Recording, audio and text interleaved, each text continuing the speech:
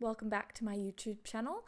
Today I want to talk about why I chose Bitcoin over a house deposit. So let me set the scene for you. A few years ago I was, and still am, a young Australian woman who was looking to get into the property market to preserve and grow my capital.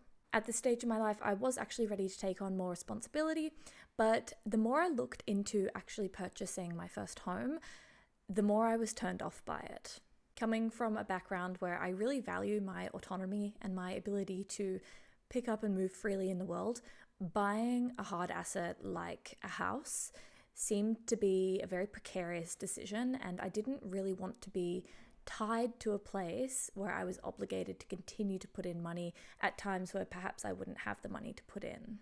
The reason I was drawn to even considering housing as an investment in the first place was because in Australia we grow up with this extremely strong culture of home ownership, being that it's one of the only ways we think as a country that we can achieve financial success or financial freedom.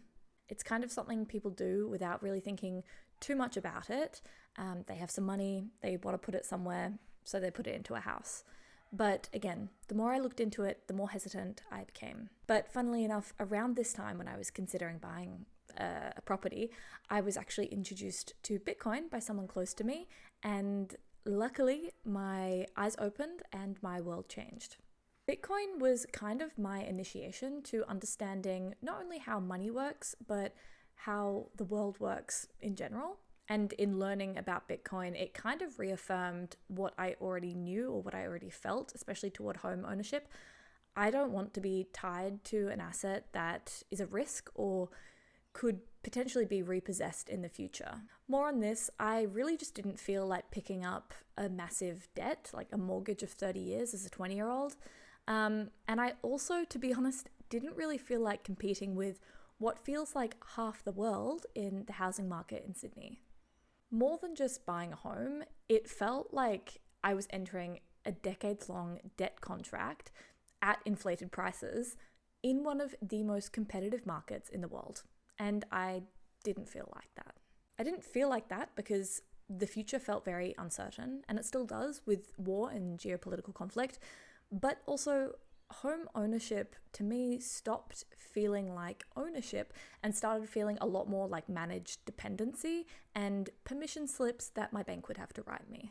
Also, given the position of the Australian housing market, for a young person like myself, it felt like taking on a lot more risk for a lot less relative gain. But all that being said, it's important to have nuance, and I actually don't think that buying property is always a bad decision. I completely understand the utility of buying a house beyond just an investment. If you have a family, especially a young family, or if you're someone who values staying in the same location and stability, then buying a house or buying a home is a no-brainer. But for me, again, I don't need that. That's not where I'm at in my life at the moment as a young person. And on ethical grounds, if it could be avoided, I would rather avoid using housing as a form of investment. And thanks to Bitcoin, it can be avoided. Going from considering purchasing property to discovering Bitcoin completely, fundamentally reframed how I thought about property ownership and value in general. And that was very scary. I've said it before that a lot of people don't actually want to find out about Bitcoin because when they do, it leads them to confront some very long-held and difficult to undo beliefs. And for me, it was very much the same. But at the same time, finding out about Bitcoin brought me to that precipice where I stood before a wealth of knowledge I otherwise never would have been able to discover. Bitcoin gave me something that property never could, which was absolute sovereignty without being geographically locked down. If you were self-custodying your Bitcoin, which you, by the way, absolutely should be if you own any Bitcoin, that is true ownership of an asset. It's the epitome of private property. Also, another thing that made Bitcoin make sense for me is, to be honest with you, I am lazy. I don't want to be up at 3 o'clock in the morning fixing a broken toilet in that property that I bought. I don't want to have to spend thousands of dollars redoing a kitchen because the previous owners did it wrong. With Bitcoin, all I do is I have to self-custody, and every now and then I think it's good practice to run through security steps. But that's pretty much it. Buy and hold. And another point for Bitcoin in this debate between investing in property and buying Bitcoin is that during this time when I wasn't at home fixing broken appliances or trying to catch up on mortgage repayments, I have had the ability to travel the world for months on end. I've had that freedom and that security knowing that my assets, my investments are safe and sound no matter where I am in the world.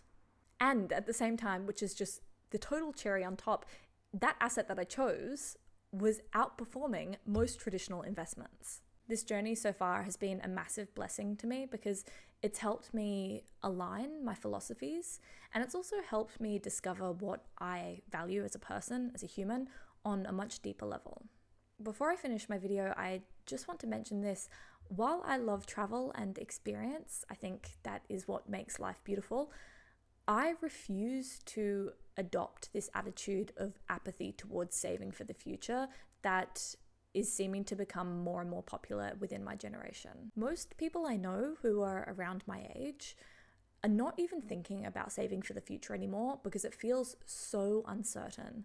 They are so disillusioned with their experience of the money that we are using and our economy that they literally think there is 0 point in putting it in a bank account and saving it for the future. And you know what? I would have to agree with them. I don't think that there is much point of putting lots of money into a bank account and hoping that it grows, because it's not going to. You're fighting an uphill battle. But in saying this, now they're not just not investing in the property market, they're not investing, period. They're not saving. And it's actually at this point exactly that I think Bitcoin is a really, really powerful tool for the youth who are experiencing this at the moment. In today's world where people are mobile, the rise of digital nomads is here. People aren't tied to one city or one country. Bitcoin, being native to the internet, kind of feels perfect. Not only that, but the stakes for entry, unlike the property market, are low enough to encourage people of my generation to test it out and come in. For me, when choosing between investing in property and buying Bitcoin, it really just came down to this. I didn't want to spend all of my 20s buying into a system that I was not sure I even believed in. I wanted flexibility, I wanted ownership without permission, and of course, yes, I wanted to put my money somewhere where I was at least pretty sure it was going to grow and not be taxed to infinity. All of these reasons are contributing factors to why I chose Bitcoin over a house deposit. I hope you enjoyed my video, and if you have comments or critiques, please leave them down below.